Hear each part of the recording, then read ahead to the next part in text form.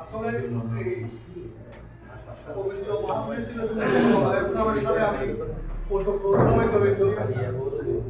আমি এই সব কাজে ছিলাম এক সময়, কিন্তু মেরাজুন নবী অনুষ্ঠানে আমি একটু যে কোনো কারণেই হোক বেশি বলতে যাইনি।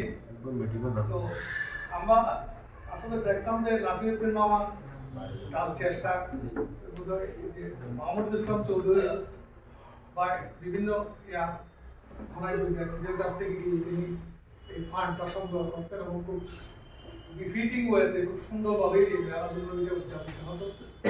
সম্ভবত মেরাজুন নবীর সাথে হয়তো শাহ সাহেব কেবলা এই মৃত্যুর অনুষ্ঠানটাও বোধহয় একসাথে হতো, আমার যতটুকু মনে পড়ে আর কি। সোফার কাছাকাছি কাছাকাছি সময় একসাথেই বোধহয় দুইটা মিটিং আমরা একসাথেই করতাম এক সময়। যাই হোক, তো চুনতি আসলে এই আবহমান কাল থেকে এই সমস্ত ধর্মীয় কারণে বিখ্যাত। চুনতির আশেপাশে প্রচুর ধনাঢ্য ব্যক্তি আছেন, কিন্তু চুনতির লোক কখনো ধনী ছিল না। আর্থিক শিক্ষা জগতে চুনতির একটা অবদান ছিল সেই ব্রিটিশ আমল থেকে। চুনতির লোকজন সবসময় কলমকে পেশা হিসেবে নিচ্ছে, ব্যবসা হিসেবে নেয়। এবং এই ধর্মীয় অনুষ্ঠানগুলো এটা আসলে শাহ সাহেব বা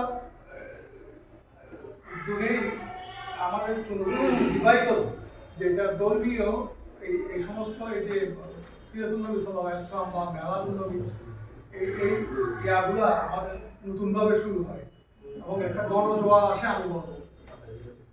তো আমার মনে হয় আমরা তো অনেকটা আসলে বয়স্ক হয়ে গেছি এখন, পরবর্তী প্রজন্মকে এটা এই ধারাবাহিকতা রক্ষা করতে হবে, এটা যাতে কোনোভাবে হারিয়ে না যায়, কারণ এটা ভেরি মাচ কনসার্ন উইথ চুনতির ঐতিহ্য। আমি চাই না আমরা সবাই এখানে সহায়তা করবো, অনুষ্ঠানটা সুন্দরভাবে